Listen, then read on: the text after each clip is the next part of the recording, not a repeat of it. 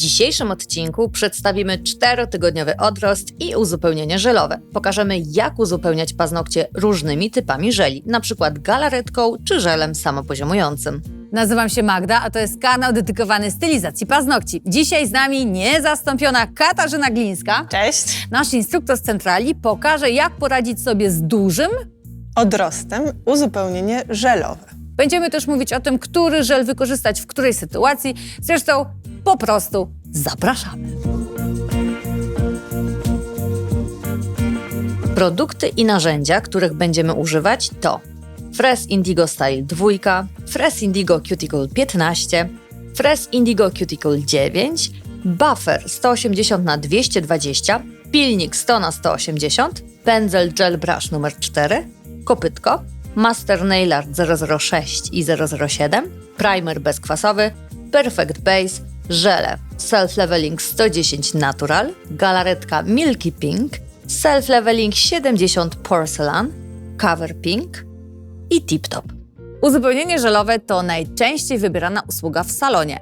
Faktem jest, że jesteśmy w stanie wzmocnić nasze paznokcie proteiną i nosić je aż za opuszek, ale jeśli marzy nam się co nieco dłuższa płytka, albo nasza klientka jest z tych ekspresyjnych i zawsze jej się zdarzy zahaczyć ręką w trakcie noszenia paznokci, uderzyć albo coś z tym paznokciem zrobić w trakcie, wtedy dobrze jest sięgnąć po żel. Jako stylista zadajemy sobie pytanie, który żel wybrać, żeby nasze uzupełnienia przebiegały jak najszybciej i najprzyjemniej. Standardowo pracą z modelką rozpoczynamy od dezynfekcji naszych dłoni, założenia rękawiczek i dezynfekcji dłoni modelki. Modelka ma na paznokciach 4-tygodniowy odrost. Widzimy tutaj, że materiał na paznokciu jest już mocno odsunięty od skórek, należy uzupełnić paznokcie i nałożyć nowy kolor hybrydowy. Przy okazji zaprezentujemy kolor, który jest hitem roku 2022. Króluje na pokazach mody największych projektantów i tak to jest nasza nowość. Ale po kolei, najpierw od nowa, potem prezentacja koloru. Rozpoczynamy od oceny stanu paznokci. Sprawdzamy, czy paznokcie nigdzie nie są popękane, czy każdy z nich nadaje się jedynie do uzupełnienia, czy będzie konieczność usunięcia materiału w całości i przedłużenia na nowo. Klientka nosiła paznokcie przez 4 tygodnie. Jest duże prawdopodobieństwo, że któryś z nich gdzieś się zapowietrzył, a może ukruszył, a może nawet złamał. Naszym zadaniem jest sprawdzić, skontrolować, czy przypadkiem nie było takiej sytuacji i jeśli ona się wydarzyła, nie możemy tego zbagatelizować, tylko musimy się pozbyć materiału i zbudować paznokieć od nowa. Akurat tutaj, w naszym przypadku, paznokcie były noszone bardzo umiejętnie i nie ma potrzeby, aby to robić. Sięgamy po Fresh Indigo Style 2 i przechodzimy do pracy. Nasza modelka chce delikatnie skrócić paznokcie, więc rozpoczynamy od skrócenia ich długości przy pomocy frezu. Kasia ustawia obroty na frezarce powyżej 25 000 i będzie pracować od lewej do prawej strony. Delikatnie skracamy wszystkie paznokcie, trzymając frez pionowo. Rączka frezarki powinna być ustawiona stabilnie. Co się może wydarzyć, jeżeli wasza ręka nie leży stabilnie? Może się wydarzyć nieszczęście, ręka wam się zsunie, a frez uszkodzi płytkę paznokci. Pamiętajmy, że praca z frezem to jest ogromna odpowiedzialność. To przyspiesza pracę, uprzyjemnia ją, ale musi być to wykonywane bardzo świadomie. Sama klientka też będzie się czuła bardziej komfortowo, kiedy będzie czuła, że mocno trzymamy jej dłoń, wiemy co robimy, kontrolujemy swoje ciało, nie ma tutaj przypadkowych ruchów. Na naszym kanale znajdziecie odcinek, jak pracować frezarką, ale proszę pamiętajcie, to jest tylko odcinek poglądowy. Uczyć się pracy z frezarką przez internet to jest bardzo zły pomysł. Trzeba iść na szkolenie i pod okiem profesjonalisty nauczyć się, jak przyspieszyć sobie pracę tym cudownym urządzeniem. Kolejnym etapem jest usunięcie koloru od apeksu w dół, miejsce przy miejscu. Delikatnie pozbywamy się starej stylizacji i apeksu, który już teraz po 4 tygodniach nie znajduje się w odpowiednim miejscu, a środek ciężkości został znacząco przesunięty. Aby usunąć materiał na bokach i przy skórkach, odwracamy palec modelki i pracujemy trzymając go od boku. Nigdy nie szorujemy frezem długo w jednym miejscu, aby nie zagrzać paznokcia. Takie działanie jest niepoprawne i może spowodować mocne pieczenie lub nawet uszkodzenie naturalnej płytki, jeśli produktu na paznokciu jest mało. Fresh Indigo 2 dzięki zaokrąglonej główce pozwala na dokładne i bezpieczne usunięcie produktu przy wałach okołopaznokciowych. Kontrolujemy, by nie dojeżdżać frezem do powierzchni naturalnej płytki, czyli dosłownie pracujemy nim tylko na powierzchni starej masy żelowo-hybrydowej. Na tym etapie przechodzimy do opracowania kształtu paznokci. Sięgamy po pilnik 100×180 i nadajemy pożądany kształt paznokciom. Usuwamy też resztę masy z apeksu. Dlaczego podzieliliśmy usuwanie masy na etapy? Najpierw frez, potem pilnik. Ponieważ im bliżej naturalnej płytki, tym lepiej jest się przerzucić na pilnik, który daje nam jeszcze większą kontrolę niż frezarka. Uwaga, są osoby, które wykonują niemalże całe usuwanie materiału frezem, ale to są prosi. To są osoby, które przepracowały lata świetlne i doskonale wiedzą, co robią. Na początku swojej drogi lepiej jest, wiecie, po aptekarsku ściągnąć większość frezem, a resztę, tutaj gdzie jesteśmy bardzo blisko naturalnej płytki, pilnikiem. Bo wcześniej czy później i tak do tego pilnika dojdziemy, chociażby w momencie nadawania kształtu. Bufferem o gradacji 180×220 wygładzamy powierzchnię wszystkich paznokci, skupiając się na okolicy odrostu, aby dokładnie zmatowić płytkę w miejscu, w którym będziemy wykonywać uzupełnienie. Na tak opracowanych paznokciach odpychamy teraz skórki kopytkiem. Tylko i wyłącznie skupiając się na wale okołopaznokciowym, nie szorujemy kopytkiem po płytce, pracujemy nim jedynie przy skórkach. Sięgamy po frez cuticle numer 9 i ruchem popychająco-wymiatającym usuwamy nabłonki zebrane na powierzchni płytki. Ustawiamy obroty na 12 000 i pracujemy od lewej do prawej strony. Opracowujemy je na każdym paznokciu po kolei. Zmieniamy frez na cuticle numer 15, który posłuży do odtworzenia kieszonki pod wałem okołopaznokciowym. Przysłowiowe podniesienie kieszonki pod wałem okołopaznokciowym pozwala nam umieścić tam lakier, dzięki czemu odrost będzie widoczny później. Jak to działa? Bierzemy frez cuticle 15, podnosimy kieszonkę, skórki się delikatnie podnoszą, my w tym czasie umiejscawiamy tam lakier i go utwardzamy, a kiedy one już opadną, to lakier będzie pod spodem. Dlatego też paznokcie będą dłużej wyglądały na świeżaki. Praca tym frezem wiele ułatwia, ale trzeba pamiętać, żeby pracować nim ostrożnie. Nie wpychamy frezu na siłę pod wał okołopaznokciowy. Staramy się wyczuć, jak daleko możemy się posunąć i poruszamy się równolegle z linią paznokcia. Nigdy nie kierujemy go pionowo do powierzchni płytki. Następnie delikatnie wycinamy białe, uniesione skórki cążkami.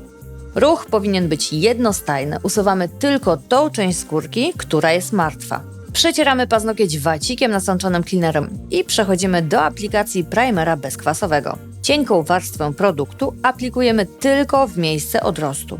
Na każdy paznokieć nakładamy niewielką ilość bazy Perfect Base w miejscu naturalnego paznokcia i wcieramy pędzlem do żelu numer 4. Rozpoczynamy od uzupełnienia pierwszego paznokcia. Najpierw pokażemy pracę najłatwiejszym żelem według Kasi, czyli Self Leveling 110 w kolorze Natural. Przy pomocy niewielkiej kropli produktu i pędzelka do żelu numer 4 rozsmarowujemy cienką warstwę poślizgową po całej powierzchni paznokcia. Następnie sięgamy po troszkę większą kroplę produktu, nakładamy ją w miejsce odrostu, podpychamy pod skórki, rozprowadzając na kształt rogalika i delikatnie, prawie w powietrzu, rozcieramy granice uzupełnienia z resztą paznokcia. Jeżeli występują jeszcze jakieś nierówności, możemy samym czubeczkiem pędzla wyrównać je, aby zminimalizować konieczność piłowania. Utwardzamy przez 30 sekund w lampie. Kojarzycie technikę żel bez piłowania? Na pewno, bo jest bardzo popularna w dzisiejszych czasach. A ten żel Self Leveling 110 to jest idealny, genialny żel do właśnie tej techniki. Jest gęsty, ale jednocześnie samopoziomujący. Daje możliwość dłuższego układania produktu na paznokciu, ale również się samopoziomuje, nie zalewając skórek. Rewelacja, szczególnie dla początkujących dziewcząt, dla których ten czas samopoziomowania ma bardzo duże znaczenie. A co jeżeli pomimo najszczerszych starań i wielu prób cały czas nie wychodzi nam praca żelami samopoziomującymi? Spróbujmy żele z kategorii galaretka. Po pierwsze, może się okazać, że wasze serce bije mocniej w stronę galaretki i że będziecie nią pracować każdego dnia. Po drugie, są też sytuacje, w których galaretka ułatwia pracę. Na przykład, jeżeli mielibyśmy zapowietrzenie i musielibyśmy się pozbyć materiału, to powstałaby nam dziura w konstrukcji i wtedy dużo łatwiej jest ją wypełnić galaretką niż takim żelem samopoziomującym. Najlepiej mieć jeden i drugi żel i stosować je według uznania do danego przypadku albo według własnych preferencji. Sama praca żelem nie różni się mocno. Najpierw nakładamy cienką warstwę poślizgową, następnie większą kulkę produktu rozkładamy na kształt rogala pod skórkami i przy pomocy tego samego pędzla ruchem niteczkowym zacieramy granicę między odrostem a wolnym brzegiem.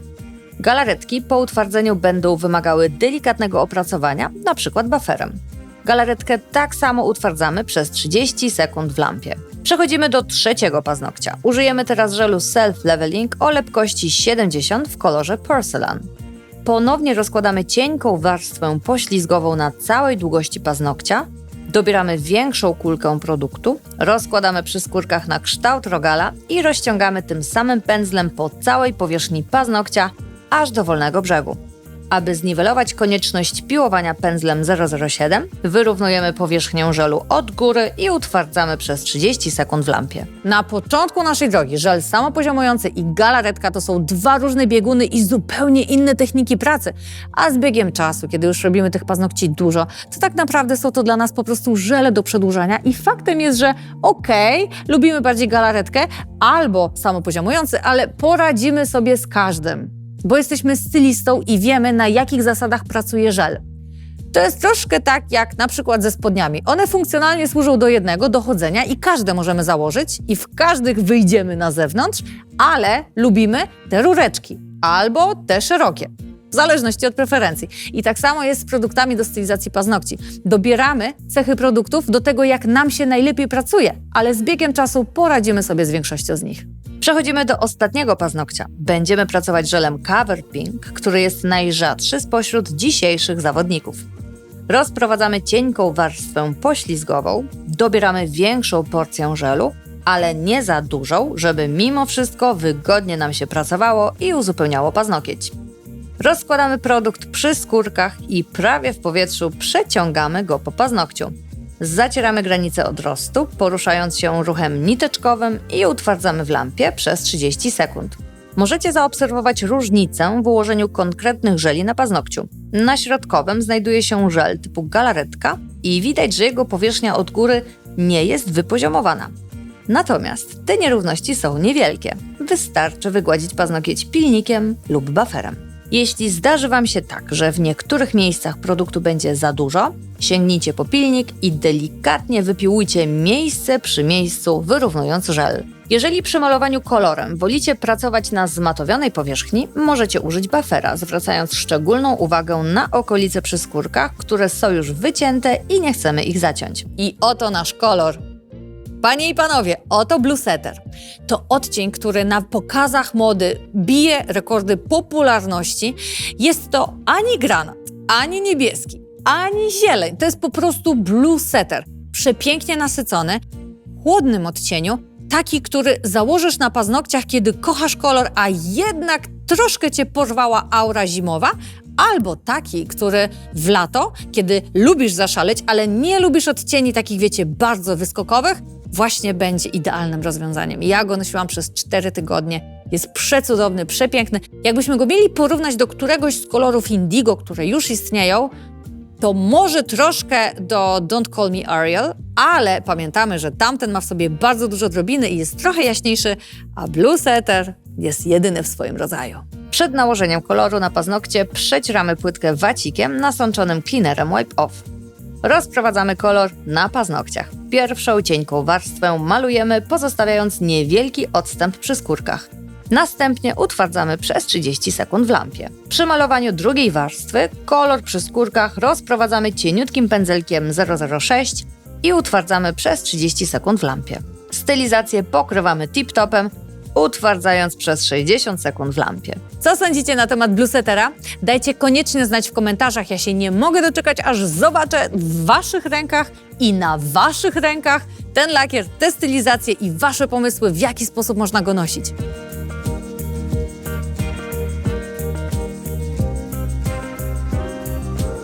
I to już koniec naszego odcinka. Dajcie znać w komentarzach, czy lubicie Self Leveling 110, czy już próbowaliście, czy jeszcze nie?